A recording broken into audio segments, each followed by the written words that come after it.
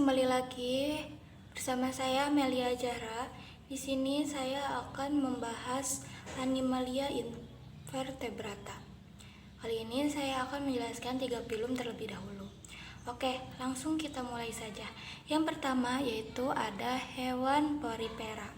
Kalau kita amati bahasanya, porifera berarti hewan berpori atau berlubang. Contohnya itu siapa? Kalian pernah menonton SpongeBob kan? Nah, SpongeBob itu sendiri yang hewan porifera. Kemudian ada sesil. Apa sih sesil? Sesil itu artinya menetap.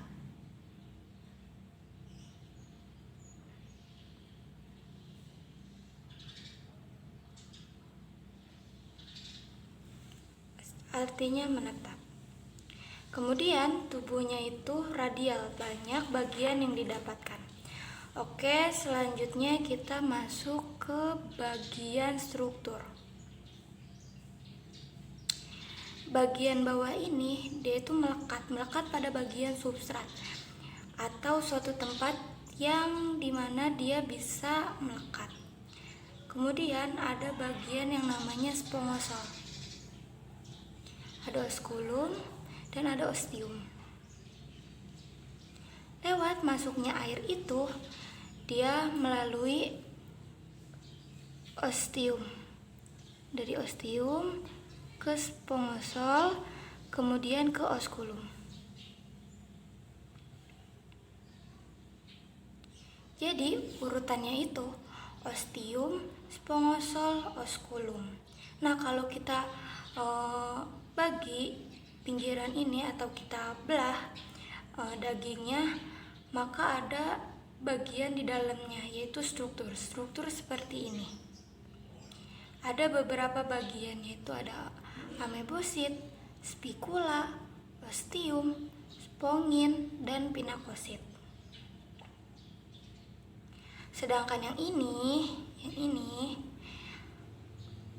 dia ini sel koanosit. Sel koanosit ini berperan untuk proses pencernaan. Kalau spikula ini, dia ini penyusun dinding supaya dindingnya makin kuat. Kalau pinakosit, dia itu bagian luarnya. Sedangkan amebosit, dia itu berperan untuk proses pengangkutan zat. Oke, kita lanjut. Di sini ada tipe-tipe saluran air. Nah, di sini tuh ada 3 tipe, yaitu ada askon, sikon, laikon atau ragon. Kalau askon itu saluran airnya gampang.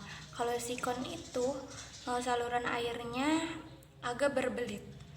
Kalau laikon, saluran airnya itu dia paling ribet. Askon itu langsung ke spongosol. Kalau sikon dia masuk ke saluran bercabang dulu, baru masuk ke spongosol atau langsung ke spongosol. Kalau laikon dia itu masuk ke saluran bercabang dulu, tapi bercabang itu endingnya belum tentu masuk ke bagian spongosol. Jadi dia itu masih misteri. Klasifikasi dari porifera itu ada 3, yaitu ada calcarea, ada hexactinellida, ada demospongi. Nah, kalau bisa kita ingat, calcarea berarti dia keras. Kalau hexactinellida dia itu biasa aja. Kalau demospongi dia itu lembut. Nah, calcarea ini ada CO3-nya banyak. Kalau hexactinellida dia itu sedikit. Kalau demospongi dia itu tidak ada. Jadi pengertian itu, calcarea adalah anggota dari filum hewan porifera. Rangka tubuh calcarea tersusun dari kalsium karbonat. Nah, kalau hexactinellida adalah anggota hewan tabur tulang belakang yang termasuk dalam filum Porifera. Kalau Demospongi adalah anggota hewan tak bertulang belakang yang termasuk dalam filum Porifera. Golongan ini bertulang lunak karena tidak memiliki rangka. Atau bisa kita hafalkan dengan cara gini. Kalau hebat kamu ke depan. Jadi ini depan. Hebat. Kalau hebat kamu ke depan. Oke, sekarang kita lanjut.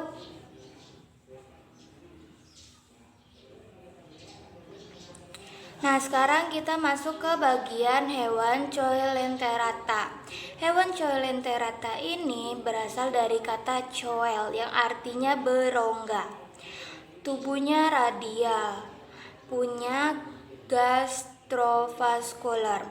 Klasifikasinya ada 3, yaitu pertama ada hydrozoa, yang kedua ada scyphozoa, yang ketiga ada anthozoa.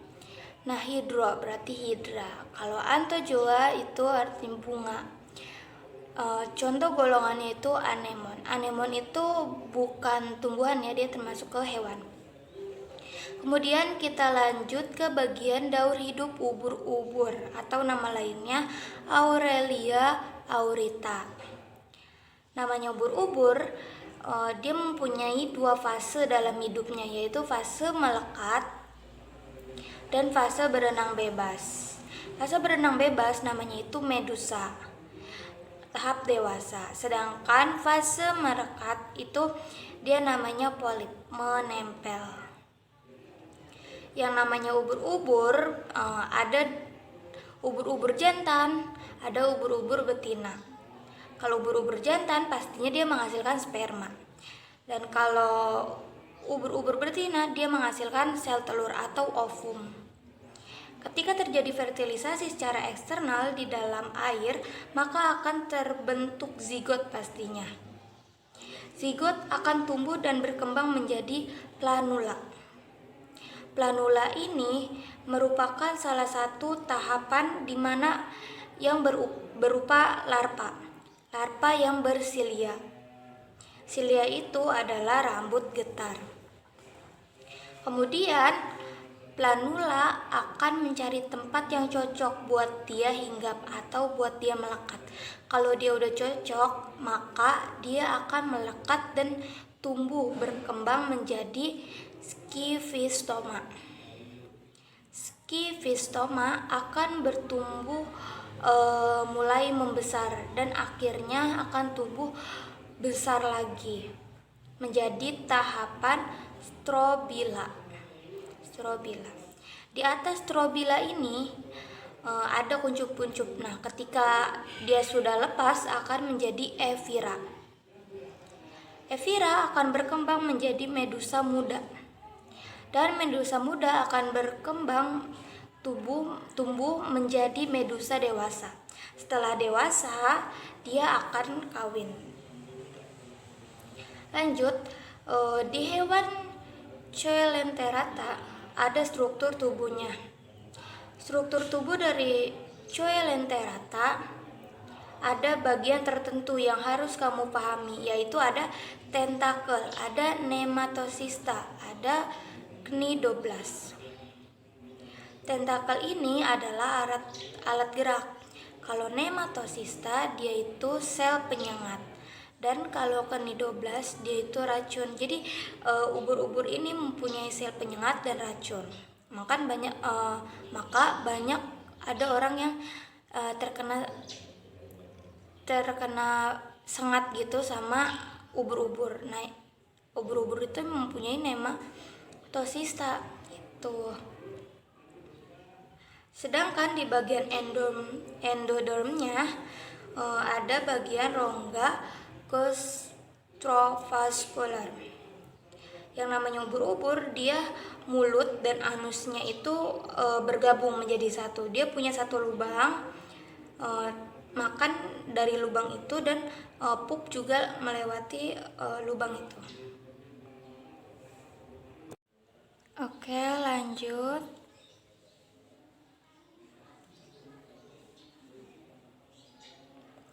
Sini kita akan masuk ke golongan cacing. Cacing pertama kita bahas tentang cacing pipih, yaitu cacing Platyhelminthes. Ciri khasnya itu pipih.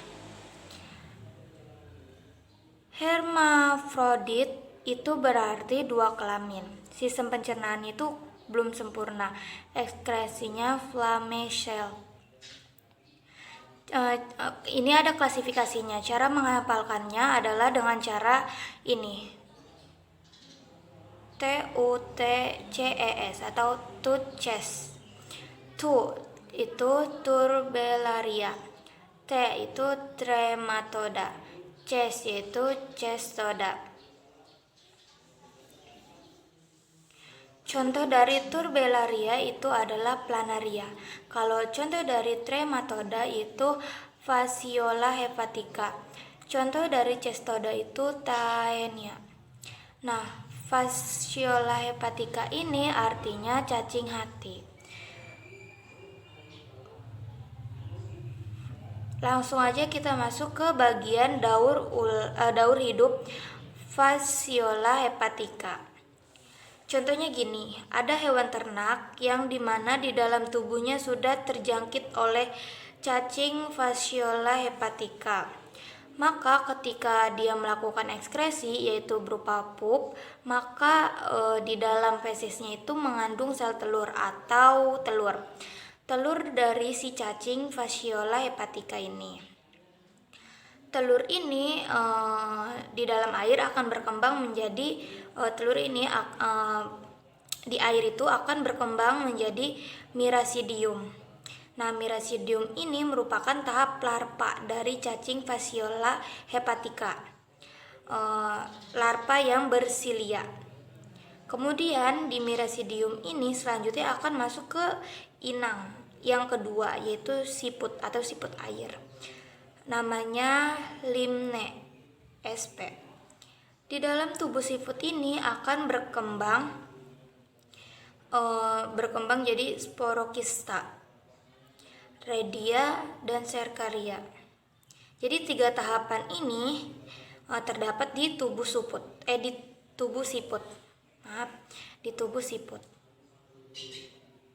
Nah, kalau udah jadi Cercarianya, maka dia akan keluar dari tubuh siput dan kemudian menempel pada bagian rumput-rumputan dan berkembang ke tahapan selanjutnya, yaitu Metacercaria. Kemudian tidak sengaja sapi atau hewan ternak lainnya itu memakan daun ini yang ada Metacercarianya, sehingga di dalamnya itu di tubuh hewan ternak itu menjadi cacing dewasa. Nah, cacing dewasa nya itu kawin di dalam tubuh hewan ternak dan kemudian bertelur, kemudian dikeluarkan bersama feses dari hewan ternak tersebut. Mengenai cara menghafalnya itu seperti ini, lihat ada kita lihat yang warna merah, oke. Ini ada Tante Mira sport renang sering menang. Nah, T itu artinya telur. Mira itu Miracidium. Sport itu Sporokista. Nah, kalau Re itu Redia. Cercaria.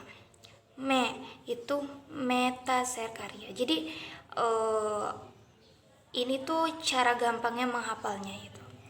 Sekian dari penjelasan saya. Terima kasih sudah menonton.